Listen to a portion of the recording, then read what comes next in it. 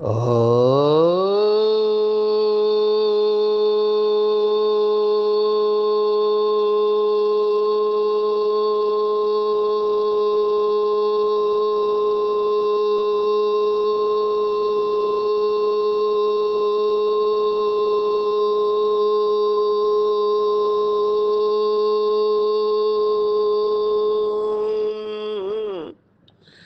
Shanti.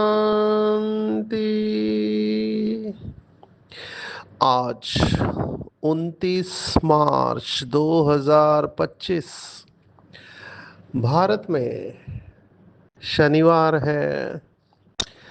Today is 29th March 2025 and it's Saturday in Bharat. आज की मुरली का जादुई रहस्य स्वयं को प्रेरणा देने के लिए Magical secrets of today's Murli for motivating the self। आज की साकार मुरली विशेष है। क्यों विशेष है? क्योंकि आज की साकार मुरली बाबा वो बातें बता रहे हैं जो यज्ञ में पेपर्स आने वाले थे, बाबा ने उसी समय बता दिया था। आज ये बहुत बड़े पेपर बन के आए हैं। बाबा तो त्रिकालदर्शी है, बाबा को पता है क्या होने वाला है आगे। तो उस हिसाब से बाबा हमको पहले से ही सजग कर देता है, अलर्ट कर देता है। लेकिन फिर वही ड्रामा की बात याद आ जाती है।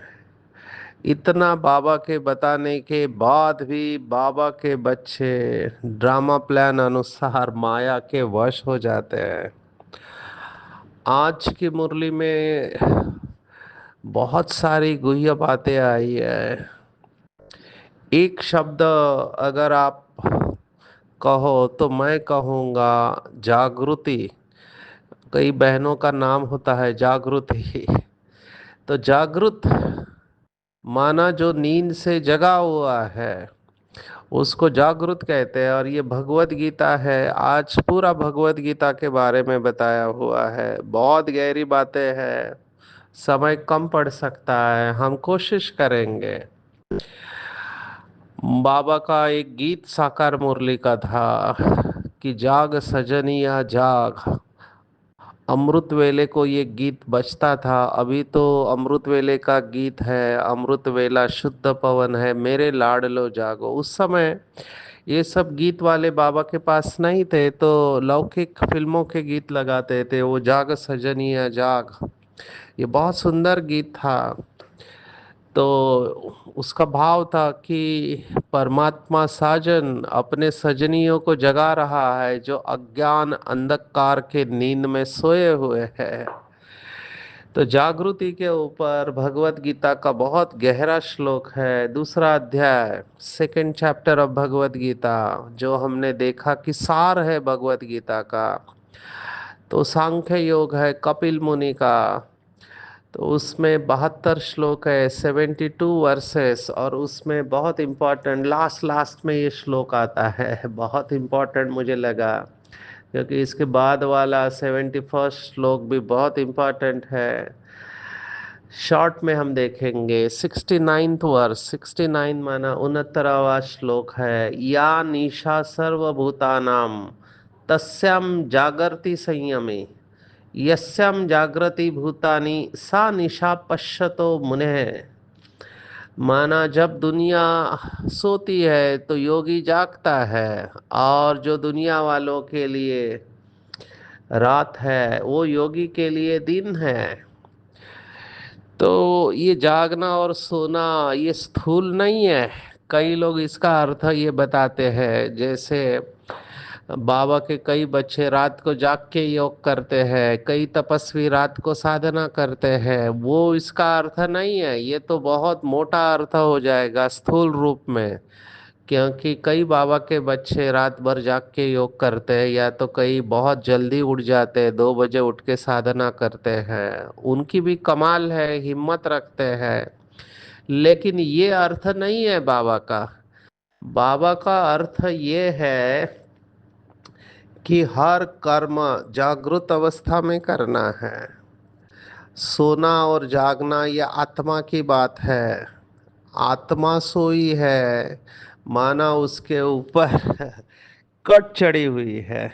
आज देखो बाबा ने मुरली में ऐसा राज खोला है। मैं क्यों कह रहा हूँ आज की मुरली जेरोक्स करके अपने पास रखनी चाहिए। बाबा ने स्पष्ट कहा है 24 घंटा है। 24 घंटे में 8 घंटे कर्म योगी बनना है, माना कर्म करना है, क्योंकि शरीर निर्वाह अर्थ के लिए कुछ तो करना पड़ेगा, घर को चलाना है। तो बाबा ने कहा बच्चे सजाओं से छूटने के लिए कम से कम 8 घंटा कर्म योगी बन कर्म करो, 8 घंटा आराम करो और 8 घंटा बाप को याद करो। ये मुरली के पॉइंट्स को बड़ा करके लिखना चाहिए, 3 लाइन में लिखना चाहिए। 8 घंटा कर्मयोगी बन कर्म करो, उसके बाद दूसरी लाइन लिखो 8 घंटा आराम करो, और तीसरी लाइन लिखो 8 घंटा बाप को याद करो, और नीचे लिखो शिव भगवान आज, और आज की मुरली की तारीख लिखना। बाबा की स्पष्ट श्रीमत है, सजाओं से बचना है तो आपको ये करना पड़ेगा, नहीं तो सजा भुगतनी पड़ेगी, क्योंकि इसके बिगैर हो नहीं सकता है।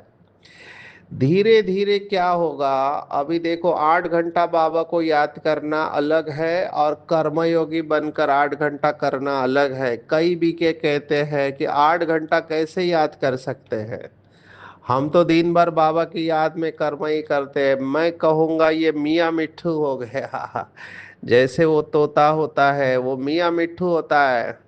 बाबा ने एक मुरली में कहा था मियाँ मिट्ठू केवल शिव बाबा ही है, बाकी कोई मियाँ मिट्ठू नहीं बने हैं। तो मियाँ मिट्ठू नहीं बनना है, कोई भी बहाना नहीं चलेगा। इवन यहाँ पर हम बताना चाहेंगे, मधुबन में भट्टी हुई थी तो उसमें ये प्रश्न पूछा था, अभी किसने अपना जीवन दिया है शिव बाबा को, जो समर्पित भाई और बहनें हैं, अभी वो है ही समर्पित।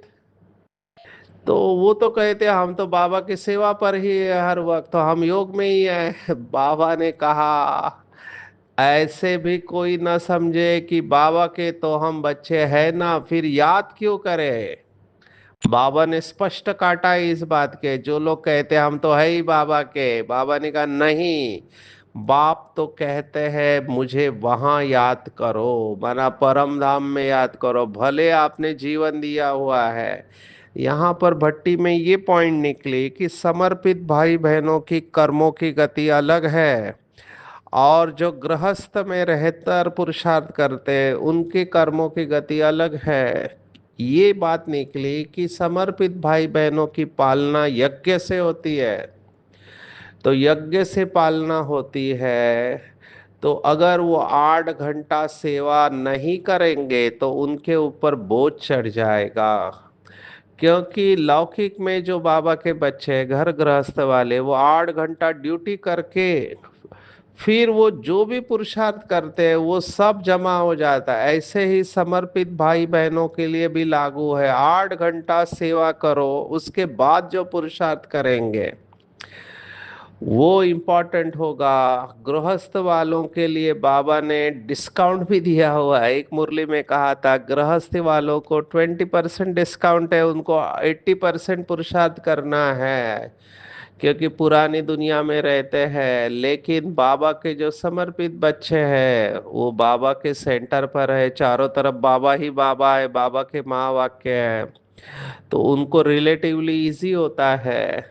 लेकिन दोनों हो, आप समर्पित हो या घर गृहस्थ में हो, ये जो श्रीमत है सभी को लागू पड़ती है, इसलिए इस मुरली को अपने पास रख के पढ़ना चाहिए, अपने साथ बात करना चाहिए। क्या 24 घंटे में जो 16 घंटे हैं, उस 16 घंटे में क्या मैं 8 घंटा बाबा को याद करने का अलग पुरुषार्थ करता हूँ क्या। मुझे याद आ रहा है हमारे आदरणीय निर्वैर भाई जी, उन्होंने कहा कि जब वो नेवी में थे, ड्यूटी दे रहे थे, तो उनको प्रेरणा आई कि अपने जीवन को समर्पित करें।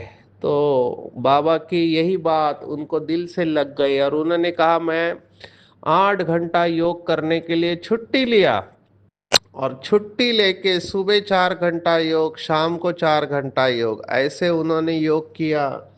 और 1 महीने के बाद उनका बंधन समाप्त हो गया।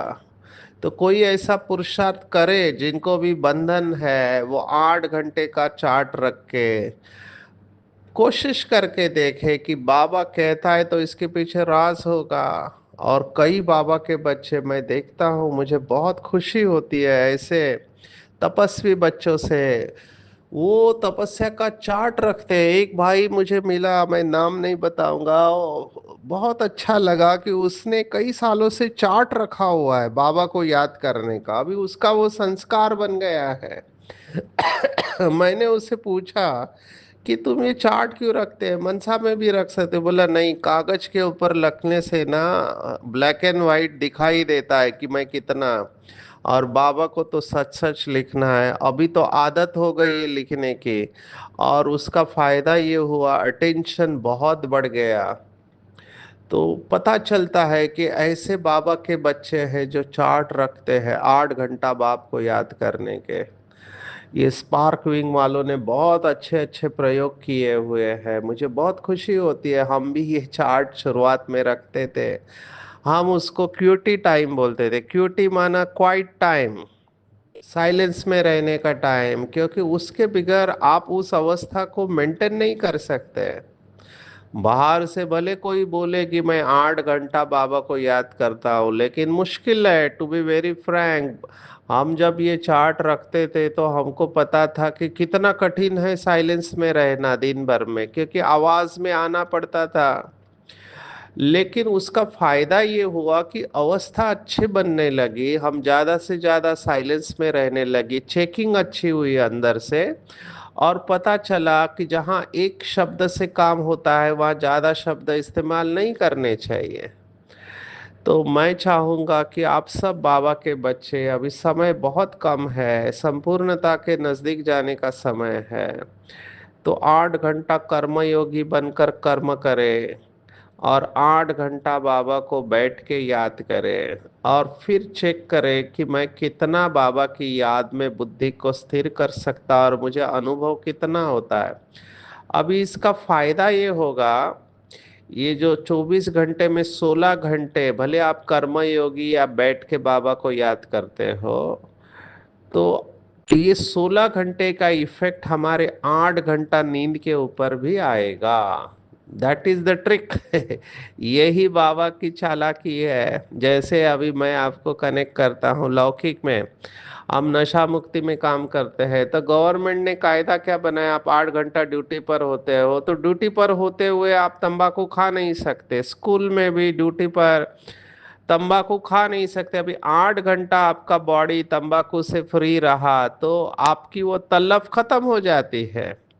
यही प्रिंसिपल सब जगह पे लागू पड़ता है। अभी मैं क्रेविंग को चेक कर रहा हूँ। खाने में क्रेविंग होती है, समझो किसी को जो भी चीजें पसंद है, किसी को मीठा पसंद है, हमारा भाई है कलकत्ता के, उनको हर खाने के बाद स्वीट डिश खाने की आदत है।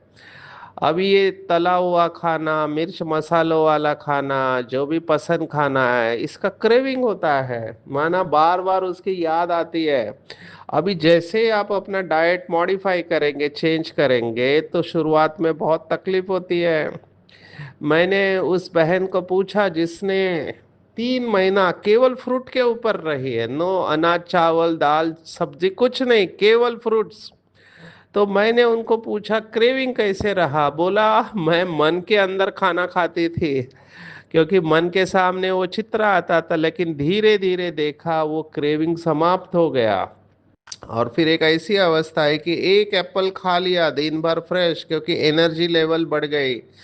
डाइजेशन में हमारी 1/3 एनर्जी जाती है। अभी आप तुरंत ये करना चालू नहीं करो, ये सब प्रयोग जो भी करते हैं भक्ति मार्ग में, ये अंडर गाइडेंस करने चाहिए, जो एक्सपर्ट है उनके अंडर, अपनी मर्जी से नहीं करना चाहिए। नहीं तो ऐसे भी है, हमारे पास एक आत्मा ने लिक्विड डाइट चालू किया तो उसका इतना तकलीफ हुआ, उसको एडमिट करना पड़ा।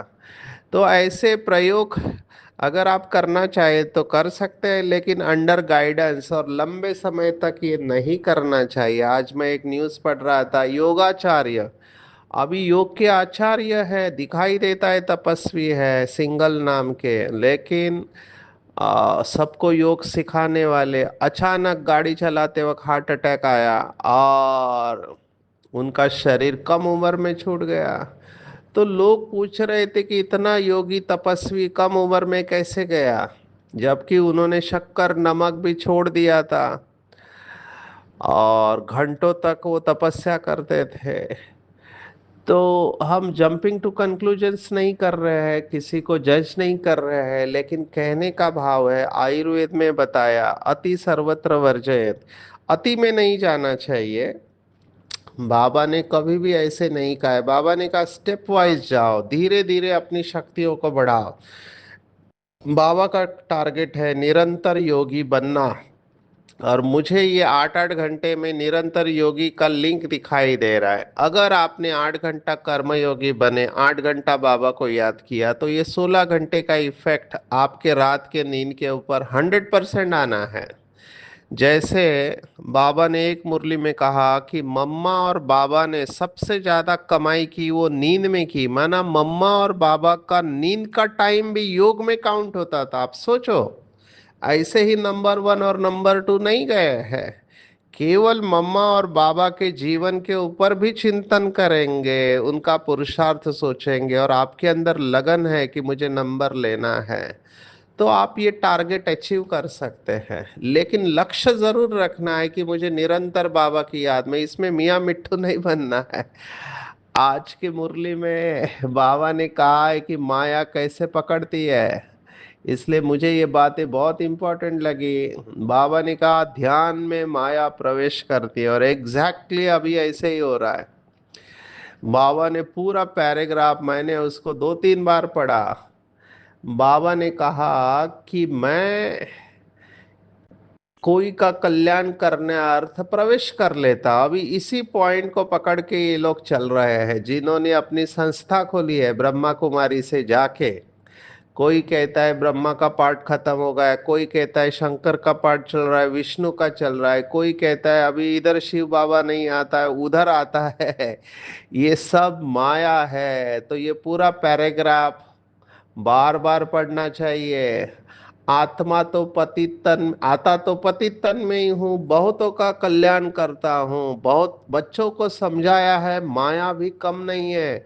कभी कभी ध्यान में माया प्रवेश कर उल्टा सुल्टा बुलवाती रहती है, इसलिए बच्चों को बहुत संभाल करनी है। अभी ये देखो, ये साकार बाबा के वक्त की बात है। उस समय बहुत लोग ट्रांस में जाते थे।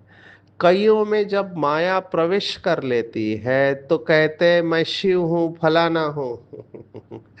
अभी मैं क्या कहूँ, एक आत्मा जिसके शरीर में बाबा ने प्रवेश किया, ऐसे उसने क्लेम किया कि मैं आइंस्टाइन की आत्मा हूँ, और शिव बाबा ने मेरे अंदर प्रवेश किया। अभी ये होता है आत्मा का प्रभाव। अभी उसके पास गए भी, मुझे वंडर लगता है, स्टूडेंट जो कमजोर है वो जाते, मैं समझ सकता हूँ, समर्पित भी जगह, और कुछ समय वो पाठ चला, और फिर बाद में पता चला कि ये कुछ नहीं है। अभी वो भटक रहे हैं सभी, ना इधर के रहे ना उधर के रहे। इसलिए यहाँ पे बहुत अलर्ट रहना चाहिए। इस समय ऐसे कितने लोग आके गए, वो शंकर पार्टी वाले गए, अभी एक आत्मा कहती है शिव बाबा इधर आता है, और अच्छे अच्छे बाबा के बच्चे वहां चले गए हैं। अब ये सिद्ध कैसे करे कौन राइट है कौन रॉन्ग है, ये मुरली इसलिए मैंने कहा ध्यान में रखना। बाबा कहता है कईयों में जब माया प्रवेश कर लेती है तो कहते मैं शिव हूँ, फलाना हूँ। माया बड़ी शैतान है। समझदार बच्चे अच्छी रीति समझ जाएंगे यह किसका प्रवेश है, माना शिव बाबा नहीं है, कोई कितनी भी एक्टिंग करे शिव बाबा के, शरीर तो उनका मुकर्रर है। इसलिए यज्ञ में भी ये नियम था, ब्रह्मा बाबा के तन के बाद फिर एक बार बाबा संतरी दादी के तन में आए थे, और फिर गुलजार दादी के तन में, और किसी के भी तन में ऑफिशियली नहीं है, लेकिन ड्रामा प्लान अनुसार माया बड़ी शैतान है। फिर दूसरे का हम सुने ही क्यों, अगर सुनते हो तो बाबा से पूछो ये बात राइट है या नहीं। अभी उस समय तो बाबा था, तो बाबा से पूछ सकते थे, बाप झट समझा देंगे। कई ब्राह्मणियों भी इन बातों को समझ नहीं सकती कि यह क्या है। अभी ये बाबा ने वाक्य कहा तब मेरे सामने इमीडिएटली केस स्टडीज आई कि समर्पित बहनों ने भी बाबा का हाथ छोड़ दिया कि वहां पर शिव बाबा आते हैं। तो ये स्टेटमेंट उनके लिए लागू पड़ता है जो समझते हैं कि अभी शिव बाबा इधर नहीं आता है, उधर आता है। कई ब्राह्मणियां भी इन बातों को समझ नहीं सकती कि यह क्या है। फिर बाबा ने देखा और क्या कहा है, कोई में तो ऐसी प्रविष्टता होती है जो चमाट भी मार देते, गालियां भी देने लग पड़ते हैं। अब बाप थोड़े ही गालियां देंगे। अभी मुझे तो पता नहीं कि ऐसा कहाँ पे हुआ, लेकिन बाबा कह रहा है मतलब कुछ तो है, कहीं पर तो ये प्रविष्टता हुई है। इन बातों को भी कई बच्चे समझ नहीं सकते। फर्स्ट क्लास बच्चे भी कहाँ कहाँ भूल जाते हैं। ये बाबा किसके लिए कह रहा है, आप सोचो। वारिस क्वालिटी आत्मा, वारिस क्वालिटी जिन्होंने इतनी सेवा किया बाबा की, आज वो बाबा का हाथ छोड़ के चले गए और कहते हैं शिव बाबा वहां पर आते हैं। ये फर्स्ट क्लास बच्चे वही है। फर्स्ट क्लास बच्चे भी कहाँ कहाँ भूल जाते हैं। सब बातें पूछनी चाहिए क्योंकि माया बहुतों में प्रवेश कर लेती है। फिर ध्यान में जाकर क्या क्या बोलते रहते हैं। इन सब बातों को इसमें भी बड़ा संभालना चाहिए। बाबा अलर्ट कर रहा है, बच्चे संभालो, ये माया है। बाप को पूरा समाचार देना चाहिए।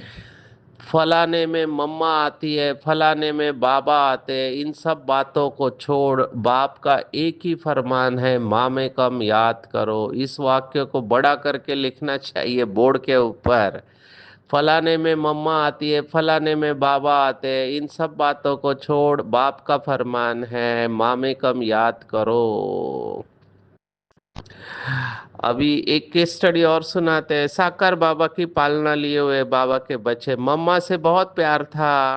अब मम्मा का शरीर छूटा तो ये हिल गए, इसलिए बाबा कहता है किसी देहदारी में फंसना नहीं है। इसलिए ब्रह्मा बाबा भी अपने में फंसने नहीं देते थे।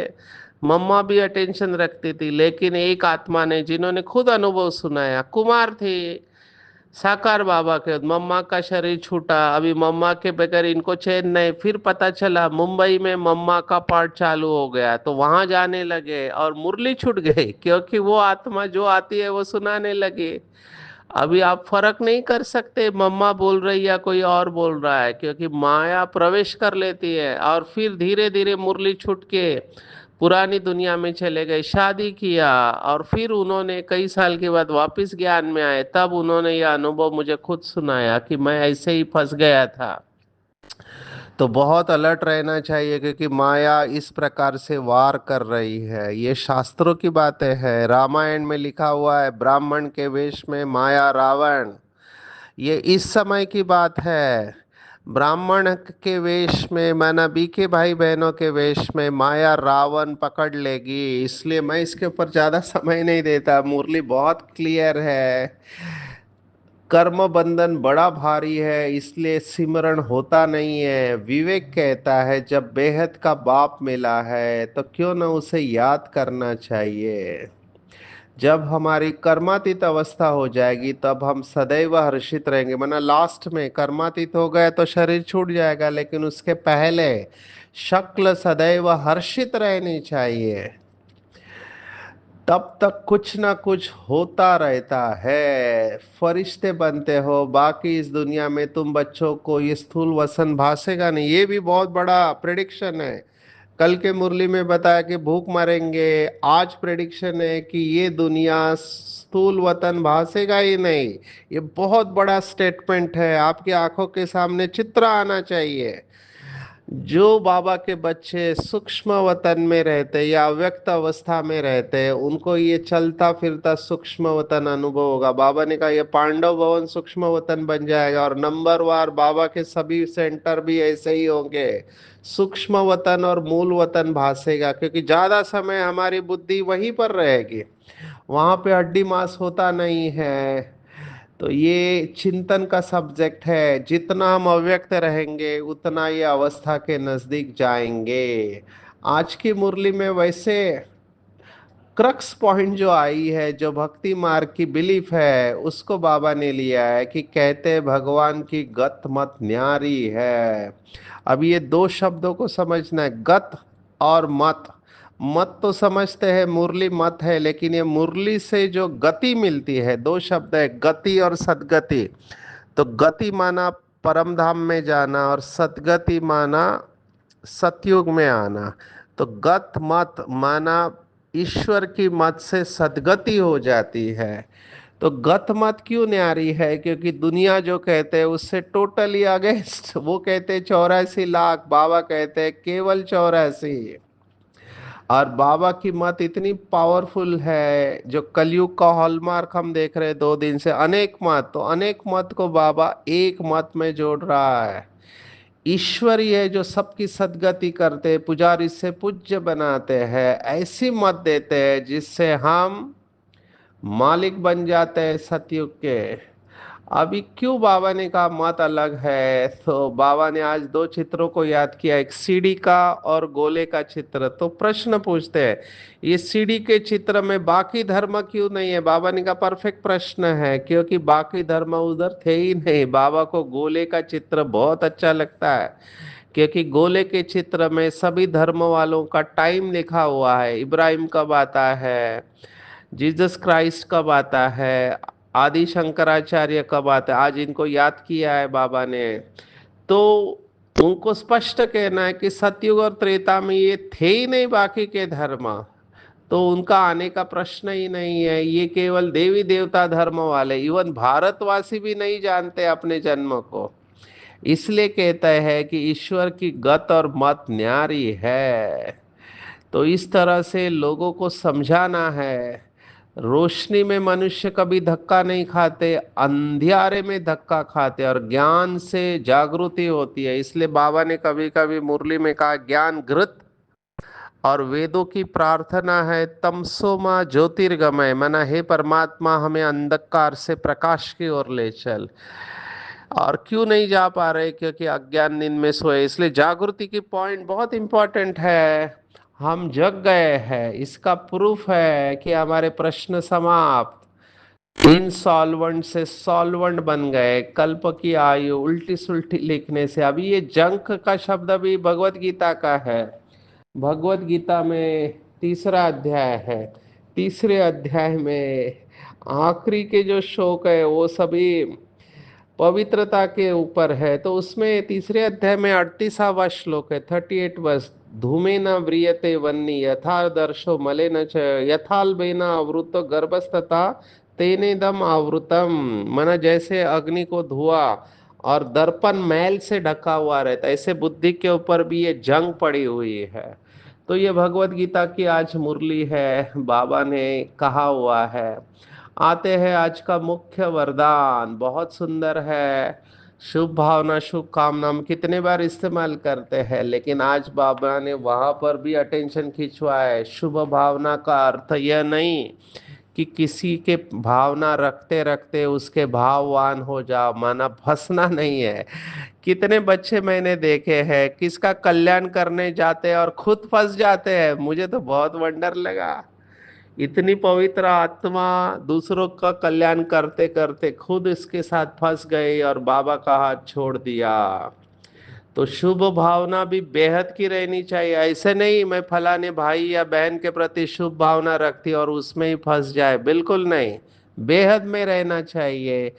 किसी एक के प्रति विशेष भावना नुकसान देती है, आपके अटैचमेंट हो जाएगी और पता भी नहीं चलेगा अटैचमेंट हो गई। और दूसरे अगर इशारा देंगे तो दूसरों की भी गलती निकालेंगे। हमने ये केसेस सब देखे हुए हैं। इसलिए बाबा की मुरली बहुत इंपॉर्टेंट है। शक्ति स्वरूप रहना और सर्व को शक्ति स्वरूप बनाना माना न्यारा प्यारा, निर्बल में भर बनना, बल भरना है। अलंकारी जीवन जीना है। अलंकार माना श्रृंगारित रहना है। ज्ञान गुण और शक्तियों के अलंकार धारण करने हैं, लेकिन देह का अहंकार नहीं आना है। क्रोध के ऊपर विशेष बताया। कई लोग कहते हैं वैसे मुझे क्रोध नहीं आता है, लेकिन जब कोई झूठ बोलता है तब मेरे से रहा नहीं जाता है। बाबा ने कहा दोनों में राइट कौन है? कई कहते हैं हम क्रोध नहीं करते, हमारा आवाज ही बड़ा है। बाबा ने फिर से कहा साइंस के साधन के आवाज कम ज्यादा कर सकते टेप रिकॉर्डर को, तो क्या साइलेंस पावर वाले कम नहीं कर सकते? आज की पूरी मुरली में अगर आप पूछो टेक होम है तो बाबा की याद में सदा हर्षित रहना है, अपने सब कर्म बंधन काटने हैं, ध्यान दीदार से बहुत संभालना है, क्योंकि माया की प्रवेशता होती है। ब्राह्मण के वेश में माया अटैक कर सकती है, तो कोई भी भूल नहीं करनी है। जागृत अवस्था में रहना है। 8-8 घंटे का चार्ट रखना है। 8 घंटा कर्म योग, 8 घंटा बाबा की याद, और 8 घंटा शरीर को देना है। धीरे धीरे निरंतर निरंतर याद की स्टेज में आना है, और शुभ भावना रखना है। निर्बल आत्माओं को बल जरूर भरना है, लेकिन स्वयं भी शक्ति स्वरूप, उसको भी शक्ति स्वरूप। किसी भी एक के प्रति विशेष भावना नुकसान देगी, उसके भाववान नहीं बनना है। बेहद की भावना होनी चाहिए। अपने आप को श्रृंगार करना है अलंकारों से, ज्ञान गुण और शक्तियाँ, और साइलेंस की पावर से अपने आवाज की गति को धीमा करना है। क्रोध नहीं करना है, सत्यता के साथ सभ्यता। अच्छा, ओम शांति।